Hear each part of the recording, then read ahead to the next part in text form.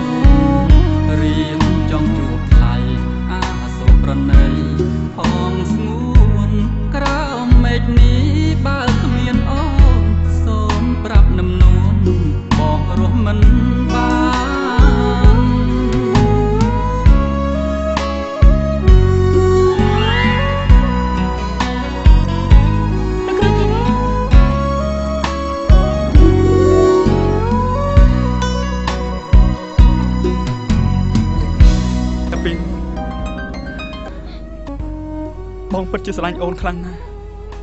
ស្រឡាញ់លើអ្វីៗទាំងអស់នៅក្នុងលោកនេះតើអាពីនស្រឡាញ់បងដែរទេខ្ញុំស្រឡាញ់លោកគ្រូធីរៈពិតប្រាកដមែនព្រោះលោកគ្រូធីរៈជាមនុស្សដែលស្ថិតក្នុងសុបិនរបស់ខ្ញុំតែម្នាក់ប៉ុណ្ណោះ ក្រោមមេឃនេះបើគ្មានអូនសូមប្រាប់នឹមនួនបងរស់មិនបាន